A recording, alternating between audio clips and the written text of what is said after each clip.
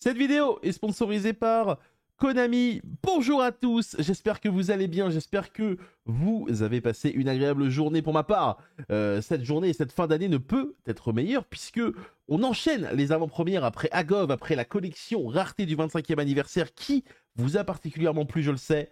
Cette fois-ci, on s'attaque à un set que vous voyez ici, les Vaillants Fracasseurs.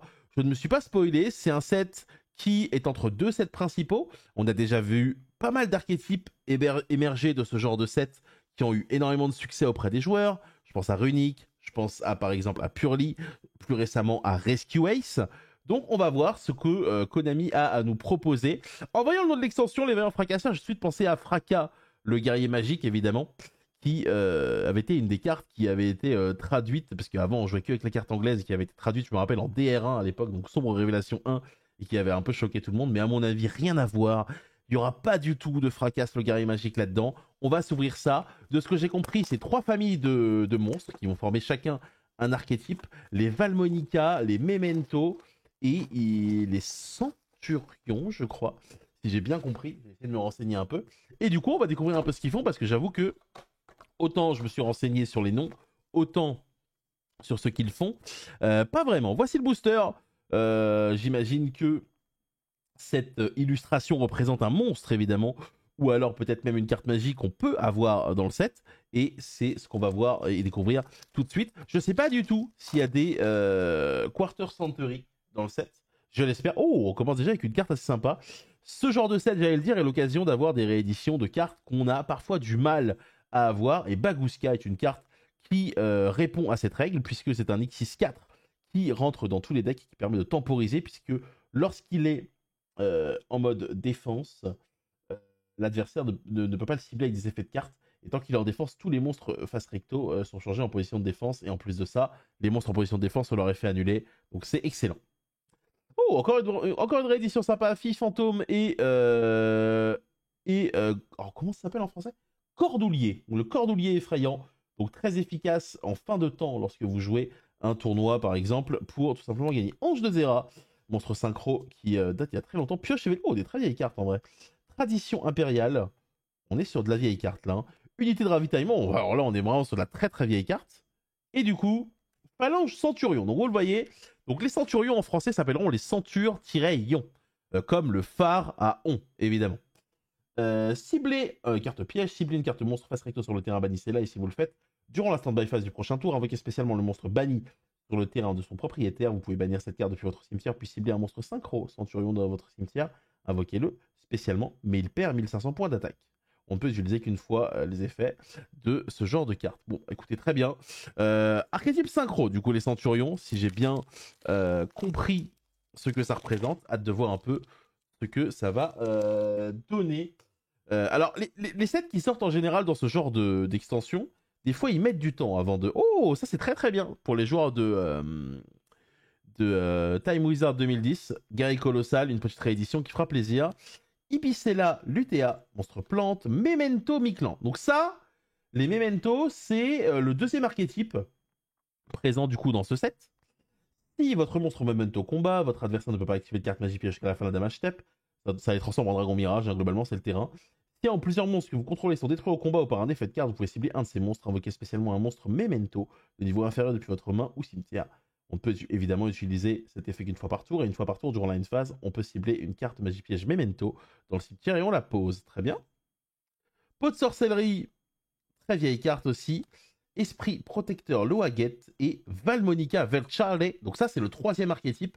Les Valmonica, donc qui représentent du coup ces monstres féminins. Magie normale, appliquez un de ces effets. Si vous avez une carte Valmonica dans votre zone pendule, votre adversaire choisit l'effet, vous gagnez 500, puis vous pouvez dévoiler des cartes du dessus de votre deck jusqu'à dévoiler une carte Valmonica, puis ajouter la carte à votre main et aussi mélanger les cartes restantes à votre deck. Ou alors, on reçoit 500 points de dommage, puis on envoie une carte Valmonica depuis notre deck au cimetière. Donc on fait foolish. Donc voilà, donc Valmonica, Centurion et Memento, ce seront les 3 archétypes présents dans cette série. Et je sais pas trop quel est l'archétype peut-être qui vous hype le plus, n'hésitez pas à me dire dans les commentaires. Moi personnellement, je suis pas très pendule de manière générale.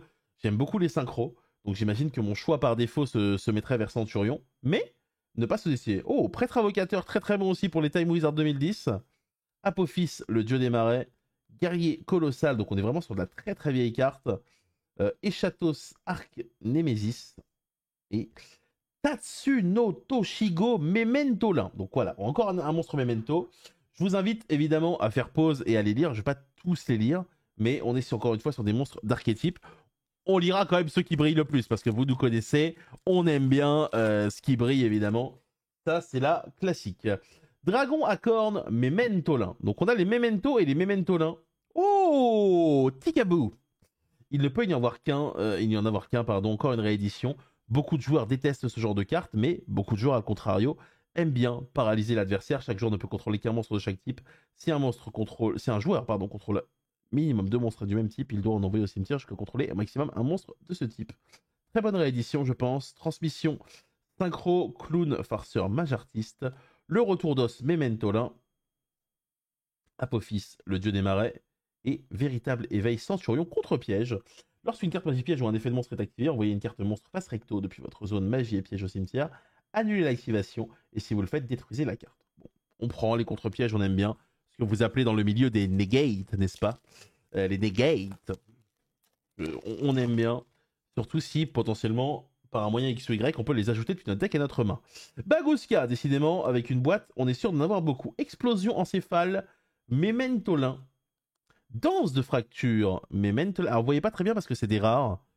Mais normalement, si vous faites pause sur l'écran, vous verrez très bien. Oh, une réédition de Foolish Burial. On prend. Carte très utile dans énormément de formats encore aujourd'hui. Valhalla. Draco Berserker du Tenny. Pas une mauvaise réédition aussi pour l'extra deck. Et Angelo Valmonica, carte pendule, scale 3. 3, elle est super belle. En super rare. On n'a toujours pas eu d'ultra, ni de. Alors, je pense pas qu'il y ait de secrète, mais à mon avis, dans ces sets-là, il y a des collectors. Je me rappelle de les Rescue Ace notamment qui avaient des collectors. Et Quarter, à mon avis, ça m'étonnerait peut-être, hein, étant donné que c'est quand même la dernière extension. Oh, ça c'est beau! Christia, carte mythique qui a gagné un Y7. Ah, je sais plus c'était combien. C'était celui avec Lightlord Christia qui avait été gagné. Donc c'est un monstre qui se pose quand on a exactement 4 elfes dans le cimetière, il s'invoque spécialement. Lorsqu'il a invoqué, on ajoute un elfe depuis le cimetière à la main. Et tant qu'il est sur le terrain, aucun joueur ne peut invoquer spécialement des monstres. Si cette carte face recto va être envoyée depuis le terrain, on la met au-dessus du deck, donc c'est sans fin. Là, typiquement, s'il y avait moyen d'avoir cette carte dans une version un peu mythique, je prends. Mélodie, choisie, Valmonica, ce sera notre carte piège en super rare.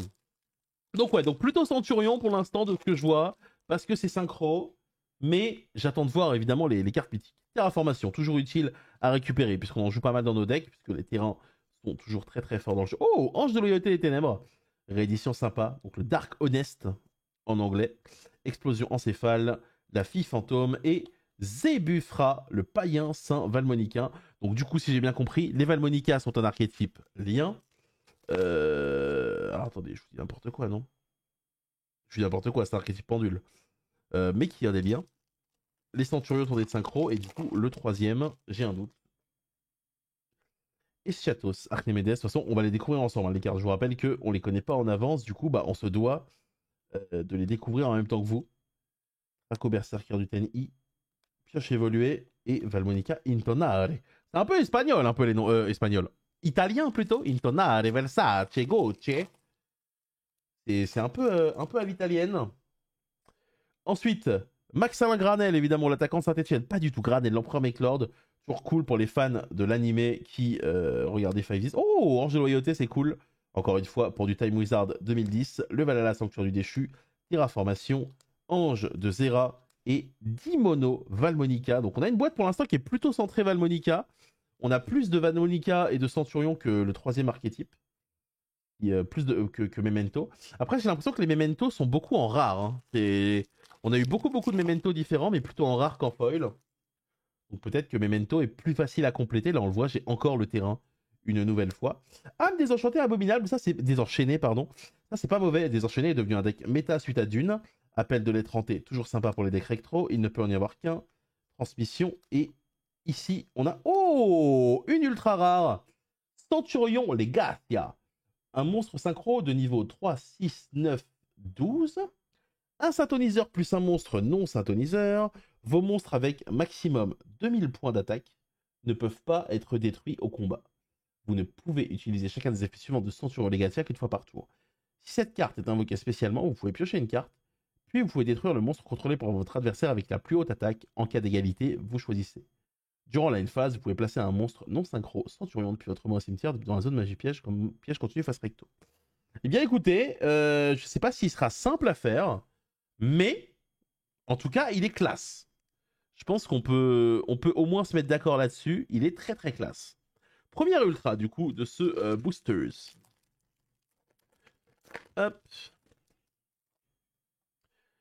Ensuite, le retour d'os, Mementolin, Archange Christia, Explosion, Pot de sorcellerie, Transmission synchro, Prêtre invocateur et Valmonica Versare.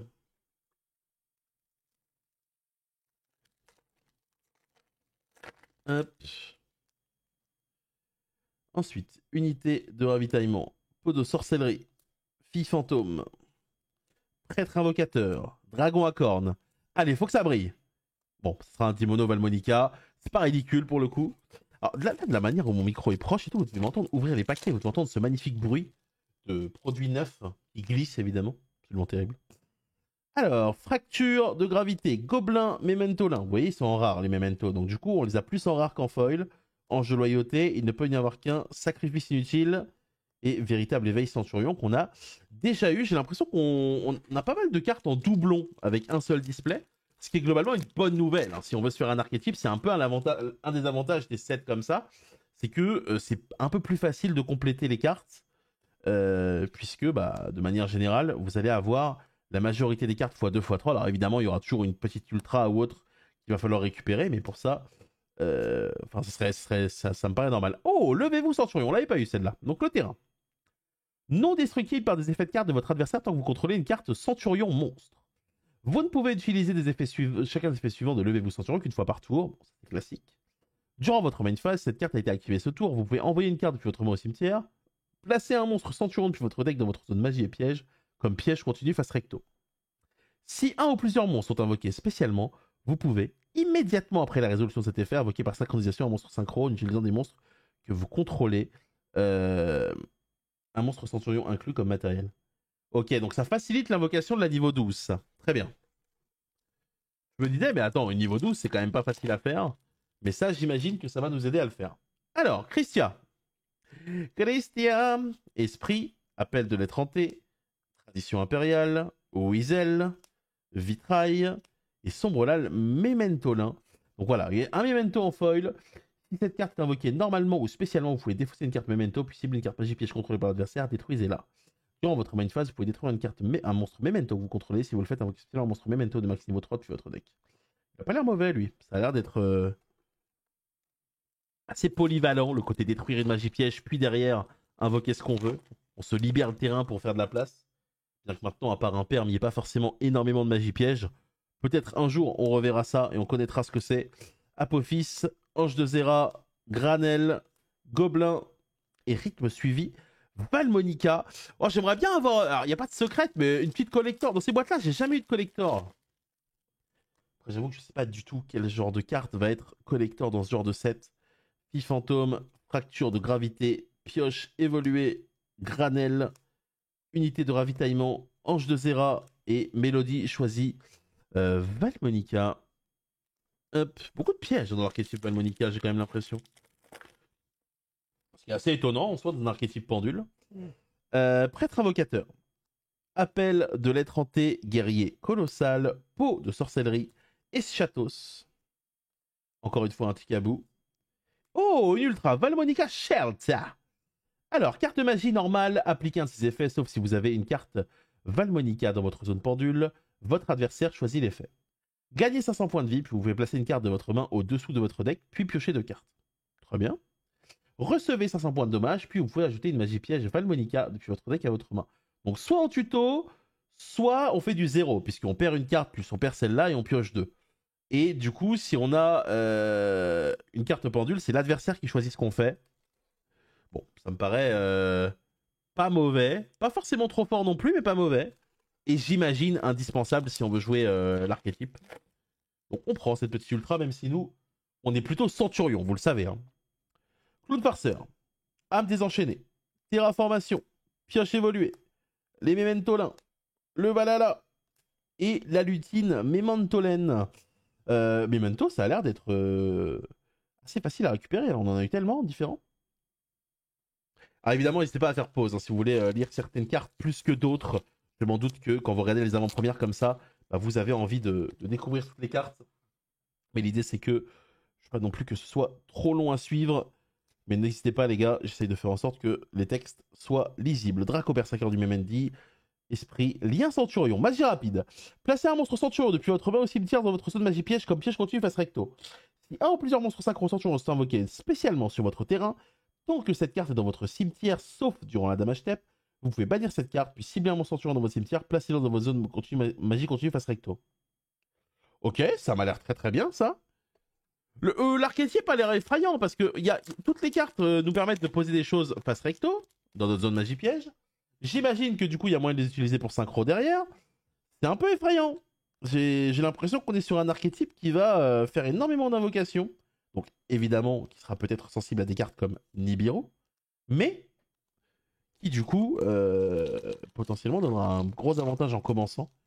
Et en commençant, bah, des fois on fait des boards qui sont pas forcément cool. Weasel, en tout cas pour l'adversaire. Ange de loyauté, Esprit, âme désenchaînée, Draco Berserker du TNI. Oh, et voilà, une autre ultra. Centurion Primera. Synchro magicien synthoniseur de niveau 4. Tant que cette carte est en piège continu, les monstres Centurion de minimum niveau 5 que vous contrôlez ne peuvent pas être détruits par des effets de carte. Vous ne pouvez utiliser chacun des effets suivants de Centurion Primera qu'une fois par tour. Si cette carte est invoquée normalement ou spécialement, vous pouvez ajouter une carte Centurion depuis votre deck à votre main, et aussi, vous ne pouvez pas invoquer spécialement Centurion Primera le reste de ce tour. Durant la main phase, cette carte est un piège, vous pouvez invoquer spécialement cette carte. Ok, donc ça a l'air d'être le starter, celui qui va chercher un peu ce que tu veux. Celui-ci a l'air d'être, je pense, indispensable x3. En tout cas, si tu veux jouer l'archétype. Et je suis très content d'en avoir eu un, puisque c'est l'archétype qui me plaît le plus. Ok les gars, 2 boosters pour potentiellement rêver. 2 boosters. Âme désenchaînée. Memento.